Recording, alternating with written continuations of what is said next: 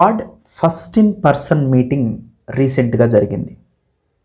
దీంట్లో quad countries అంటే quadrilateral grouping అంటారు. ఈ క్వాడ్రిలేటరల్ గ్రూపింగ్లో India, USA, Japan, Australia, these 4 countries are like minded countries, like unique democracies అన్నమాట. అన్ని ప్రజాస్వామ్య దేశాలన్నీ కూడా ఒకే రకంగా ఆలోచించడానికి ఈ గ్లోబలైజ్డ్ వరల్డ్లో అవకాశం ఎక్కువగా ఉంటుంది. కాబట్టి వీళ్ళు నలుగురు ఒక దగ్గరకు రావడానికి ముఖ్యమైనటువంటి రీజన్ అయితే జపాన్ 2007లో షింజో అబే ప్రైమ్ మినిస్టర్గా ఉన్నప్పుడు చైనాని కౌంటర్ చేయటం కోసం ఒక గ్రూప్ని ఇంట్రడ్యూస్ చేయాలని ప్రయత్నం కొనసాగించారు. దాంట్లో భాగంగా ఎవల్యూట్ అయినటువంటి గ్రూపే ఈ క్వాడ్రిలేటరల్ గ్రూపే. కానీ రీసెంట్ అనౌన్స్మెంట్స్ని మనం చూస్తే quadrilateral is not a security partnership అంటున్నారు. అంటే ఇది రక్షణ పరమైనటువంటి భాగస్వామ్యంతో కూడుకున్న కూటమి కాదు, గ్లోబల్ గుడ్ కోసం రూపొందించిన కూటమి అంటున్నారు. గ్లోబల్ గుడ్ ఇది అంటే ఇప్పుడు క్వాడ్ దేనికోసం ఎస్టాబ్లిష్ చేయబడింది? గ్లోబల్ గుడ్ కోసం ఎస్టాబ్లిష్ చేయబడింది. కానీ రీసెంట్గా ఇంకొక గ్రూప్ కూడా మనకు వినిపిస్తుంది. గ్లోబల్ గుడ్లో ముఖ్యమైనటువంటి ఉద్దేశం ఏంటి? రీసెంట్గా ప్రపంచానికి హాని కలిగిస్తున్నటువంటి విషయాల మీద ఇది దృష్టి పెడుతుంది. ముఖ్యంగా రీసెంట్గా మనం చూస్తే కోవిడ్-19 వ్యాక్సిన్. నిన్న prime minister United nation general అసెంబ్లీలో మాట్లాడుతూ వ్యాక్సినేషన్ ప్రోగ్రామ్ని ఓన్లీ ఏ కంట్రీకి ఆ కంట్రీయే సమకూర్చుకోవటం కాకుండా ప్రపంచం మొత్తానికి లో ఇన్కమ్, మిడిల్ ఇన్కమ్ కంట్రీస్కి కూడా ఈ వ్యాక్సిన్స్ అందుబాటులో ఉండాలి అనే దానికి భారత్ సహకరిస్తుంది. అన్ని దేశాల వాళ్ళు, అన్ని వ్యాక్సిన్ మ్యానుఫ్యాక్చరర్స్ కూడా ఇండియా వచ్చి వ్యాక్సిన్ని మ్యానుఫ్యాక్చరింగ్ చేసుకోండి, దానికి కావాల్సినటువంటి వెసులుబాట్లు ఇస్తామని చెప్తున్నారు. 2022 కల్లా 1 బిలియన్ వ్యాక్సిన్ డోసెస్ని ఇండియా నుంచి ప్రొడ్యూస్ చేయాలి అని టార్గెట్గా పెట్టుకోవటం జరిగిందనమాట.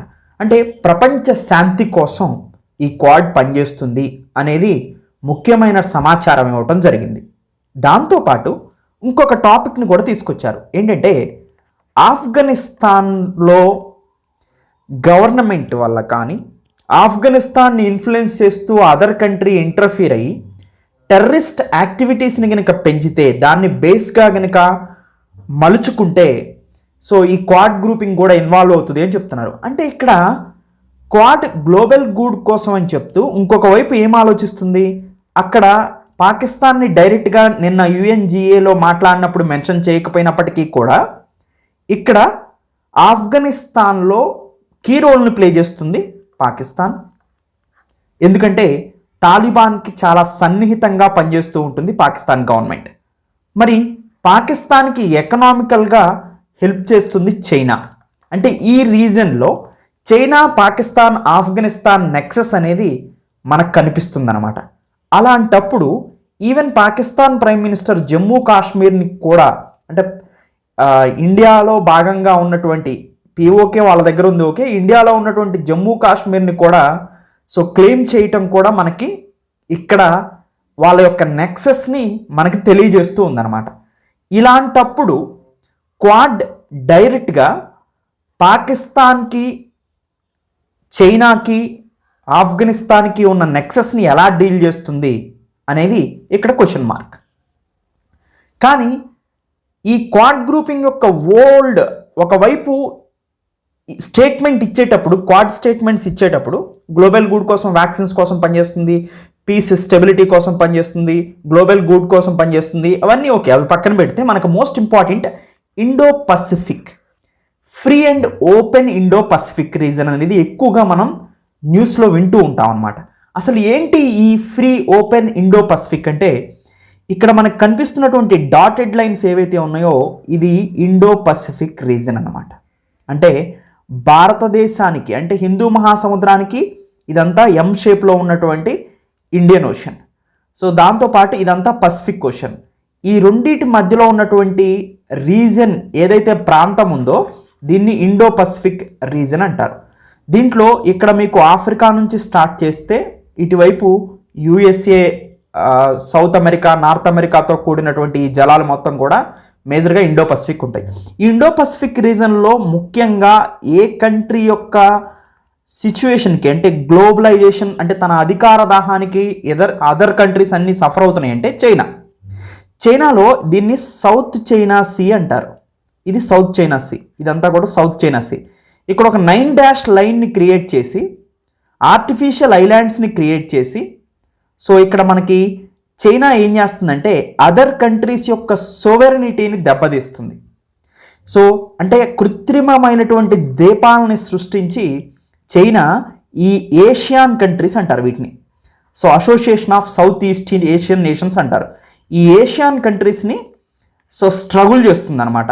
అంటే ఇక్కడ మేజర్గా 9 డాష్ లైన్లో ఉన్నటువంటి కొన్ని ఆర్టిఫిషియల్ ఐలాండ్స్ని క్రియేట్ చేస్తుంది. పారాసెల్ ఐలాండ్స్ కానీ, స్పాట్లే ఐలాండ్స్ కానీ.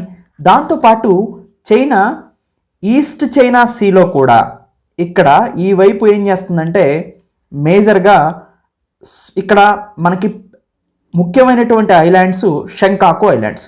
ప్రజెంట్ ఇవి జపాన్ అండర్లో ఉన్నాయన్నమాట. ఈ షంకాకు ఐలాండ్స్ అనేది ఈ జపాన్ అండర్లో ఉన్నటువంటి ఈ షంకాకు ఐలాండ్స్ని తనదిగా క్లెయిమ్ చేస్తుంది చైనా.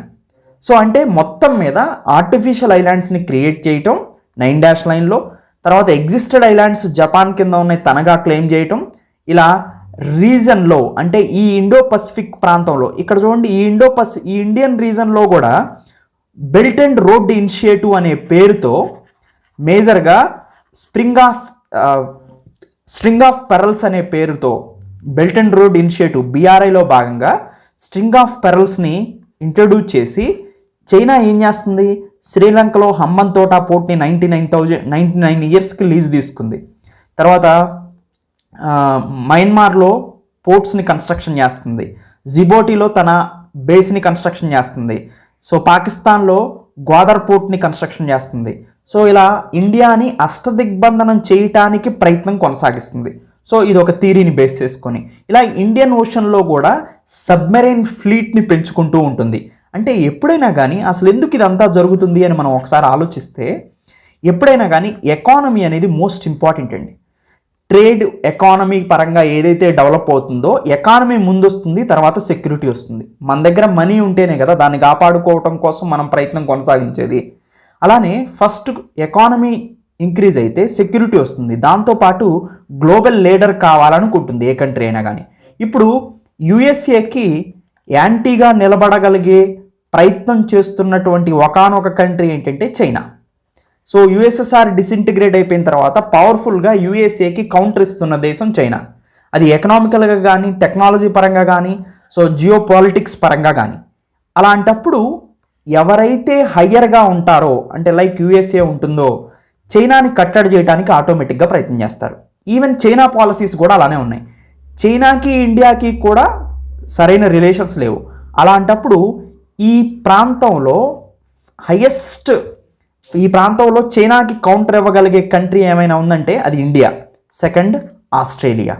అందుకని ఇండియా ఆస్ట్రేలియాని జాయింట్గా ఏర్పాటు చేసుకున్నటువంటి గ్రూపే క్వాడ్ గ్రూప్.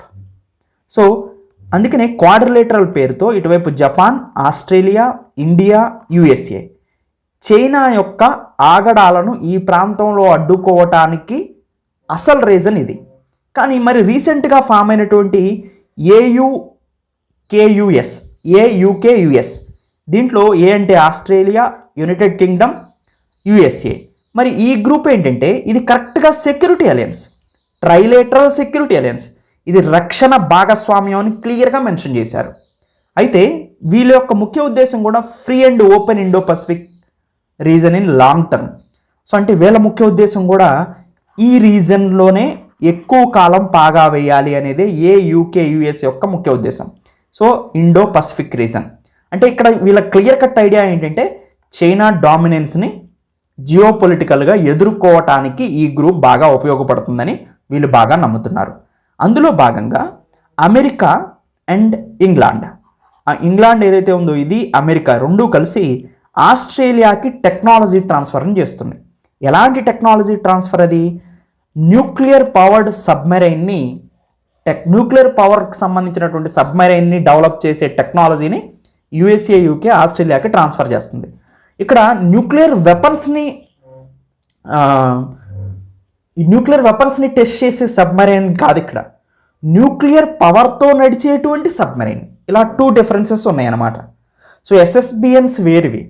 సో ఇక్కడ ఎస్ఎస్ఎన్ ఇది అంటే న్యూక్లియర్ పవర్డ్ సబ్మెరైన్ అనమాట.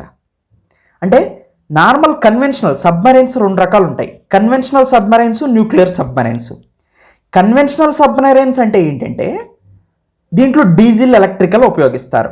డీజిల్తో నడుస్తాయి అనుకోండి. డీజిల్ ఫిల్ చేస్తే కొంత దూరం వరకే వెళ్తే మళ్ళీ పైకి రావాలి, కోస్ట్కి వచ్చి మళ్ళీ డీజిల్ ఫిల్ చేసుకుని వెళ్ళాలి, ఇలా ఫ్యూయల్ అయిపోతూ ఉంటుంది.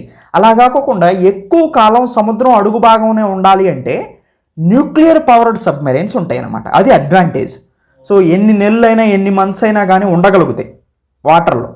సో అంత పవర్ ఉంటుందన్నమాట వాటికి. పొద్దాక కోస్ట్కి వచ్చి ఫ్యూయల్ని ఫిల్ చేసుకునే అవసరం ఉండదు. అది న్యూక్లియర్ పవర్డ్ సబ్మెరైన్స్ అంటే. ఇంకొక ఉంటాయి. సో బాలిస్టిక్ మిస్సైల్స్ని ఎక్స్క్లూజివ్గా న్యూక్లియర్ బాలిస్టిక్ మిస్సైల్స్ని టెస్ట్ ఫైర్ చేసే సబ్మెరైన్స్ ఉంటాయి. అవి న్యూక్లియర్ సబ్మెరైన్స్. ఇది న్యూక్లియర్ పవర్డ్ సబ్మెరైన్స్ అంటే సబ్మెరైన్స్ జలంతర్గామి న్యూక్లియర్ పవర్తో నడుస్తుంది. అంతేగాని న్యూక్లియర్ వెపన్స్తో అటాక్ చేసే సబ్మెరైన్స్ కావు, న్యూక్లియర్ పవర్ని టెస్ట్ చేసే సబ్మెరైన్స్ కావు. సో అలా న్యూక్లియర్ పవర్డ్ సబ్మెరైన్స్ టెక్నాలజీని యుఎస్, యూకే, ఆస్ట్రేలియాకి ట్రాన్స్ఫర్ చేస్తుంది. ఎందుకు ఈ ప్రాంతంలో నా ఉద్దేశం ప్రకారం యూకే, యుఎస్ని ఎందుకు క్వాడ్ ఉండగా ఈ గ్రూప్ ఫామ్ అయింది, ఈవెన్ యుఎస్ఏ, ఆస్ట్రేలియా కూడా ఈ గ్రూప్లో ఉన్నాయి కదా అంటే ఇక్కడ ఫస్ట్ ప్రాబ్లం ఏంటంటే ఈ 3 కంట్రీస్ కూడా విడదీయలేని కంట్రీస్, అంటే ఎప్పటికీ కూడా కలిసి ఉండే countries. First point. Second point, India యొక్క స్టాండ్ చైనాని సమర్థవంతంగా ఎదుర్కోవడానికి మనం ఎప్పుడూ కూడా అటాకింగ్ నేచర్లో తక్కువగా ఉంటాం. సో అటువైపు షాంఘై కోఆపరేషన్ ఆర్గనైజేషన్లో కూడా మెంబర్గా ఉన్నాం మనం. 8 కంట్రీస్ ఉన్నటువంటి ఈ మెంబర్లో పాకిస్తాన్, చైనా, రష్యా కూడా ఉంటాయి దాంట్లో. అంటే ఇక్కడ ఇండియాని గనుక ఈ యుఎస్ఏ ఫుల్ ఫ్లెడ్జ్డ్గా ట్రస్ట్ చేయట్లేదా అనేది ఒకటి ఆలోచించాల్సిన విషయం. అందుకని యూకే, యుఎస్ యొక్క గ్రూప్ యొక్క ముఖ్య ఉద్దేశం చైనాని డైరెక్ట్గా టార్గెట్ చేయటం. కానీ క్వాడ్ గ్రూపింగ్లో చైనాని డైరెక్ట్గా టార్గెట్ చేయటానికి మాట్లాడే అంత శక్తి అదర్ కంట్రీస్కి లేకపోయింది.